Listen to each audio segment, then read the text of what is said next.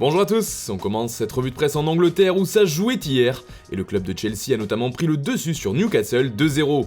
Olivier Giroud ouvrait le score et c'est Timo Werner qui doublait la mise quelques minutes plus tard. Globalement, l'attaquant allemand peine à convaincre depuis son transfert à Chelsea. Cette fois, Werner marque enfin et met fin à une longue période de disette, comme le rapporte The Guardian. Même son de cloche en couverture de la page des sports de The Times, avec une information en plus, puisqu'on apprend que cette période sans marquer a duré 999 minutes.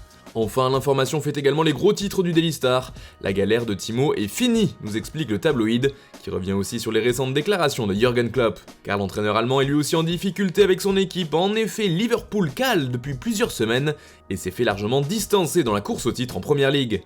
Seulement 4ème du championnat avec 13 points de retard sur le leader Manchester City, les Reds n'y arrivent plus. Hier en conférence de presse, à la veille du choc face au RB Leipzig, Jürgen Klopp a évoqué la situation de son équipe. Personne n'est content d'être 4ème, d'avoir seulement 40 points et d'être potentiellement à égalité de points avec Everton. Mais le coach de Liverpool n'est pas prêt d'abandonner pour autant. Je suis plein d'énergie honnêtement, a-t-il affirmé.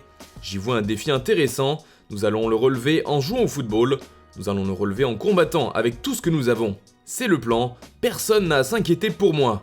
Des mots forts qui font les gros titres partout en Angleterre comme avec le Daily Express ou encore en une de The Sun. Ces déclarations font aussi les gros titres du Daily Mirror qui évoquent un Klopp démasqué ce mardi. On file maintenant en Italie où c'est la Juve qui s'apprête à jouer en Ligue des Champions. Ce sera mercredi pour la vieille dame qui jouera face à Porto. Cela fait déjà la couverture de Tuttosport qui titre sur la C1 du Covid pour la Juve. Car les Bianconeri devront rester cloîtrés à l'hôtel entre leur arrivée dans la ville portugaise et le début du match mercredi à 21h. Cristiano Ronaldo et consorts risquent ainsi de trouver le temps long. Et puis une autre information nous intéresse sur la couverture du quotidien transalpin, il s'agit de la prolongation de Lautaro Martinez à l'Inter. Le journal affirme qu'elle est prête et qu'elle sera effective jusqu'en 2024.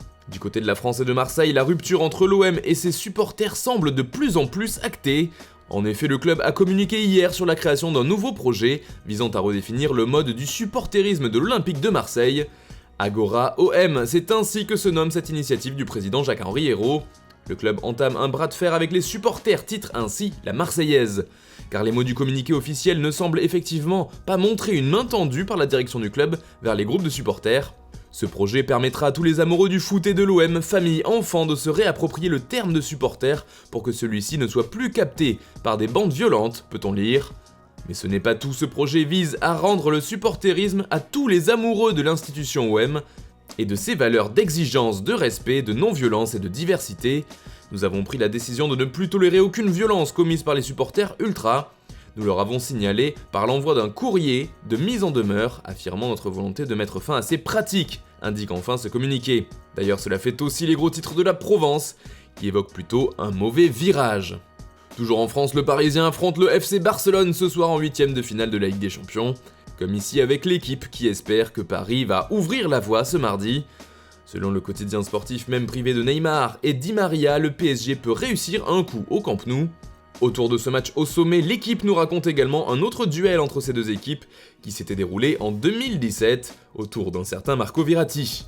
C'est son ancien agent qui revient sur ce transfert avorté au Barça. Quand il s'est aperçu que ce n'était pas possible, il a eu peur, il craignait qu'on le bloque sans jouer. J'étais en train de forcer pour aller à la rupture, en train de faire la guerre pour le transférer à Barcelone, mais il a reculé. Je suis parti avec une Kalachnikov et à la fin j'ai terminé avec un pistolet à eau, a-t-il affirmé. Une anecdote croustillante, d'autant que le rôle du hibou sera certainement central dans la rencontre du soir. Et puis ce match fait aussi la une du Parisien, mais il est plutôt vu par le prisme du duel entre Kylian Mbappé et Lionel Messi. C'est la guerre des étoiles pour le quotidien francilien, qui précise qu'il s'agit de la première confrontation en Ligue des Champions pour les deux stars, d'autant que selon le Parisien, leurs destins sont liés, puisque Messi pourrait remplacer Mbappé du côté de Paris la saison prochaine. D'après As en Espagne, c'est Mbappé qui défie Messi. Le média ibérique salive d'avance car les deux cracks arrivent à toute vitesse pour ce duel. Il est vrai qu'ils ont tous deux retrouvé une bonne forme ces derniers jours. Ils font aussi la couverture de Marca qui évoque un duel du présent et du futur, et un choc des étoiles entre les deux joueurs. Pour le journal Sport, c'est la Champions League du luxe tout simplement, tandis que pour Mundo Deportivo, cet affrontement est le nec plus ultra. Voilà, c'est tout pour le moment, on se retrouve ce soir pour un top et flop de la rencontre entre le Barça et le PSG sur Foot Mercato.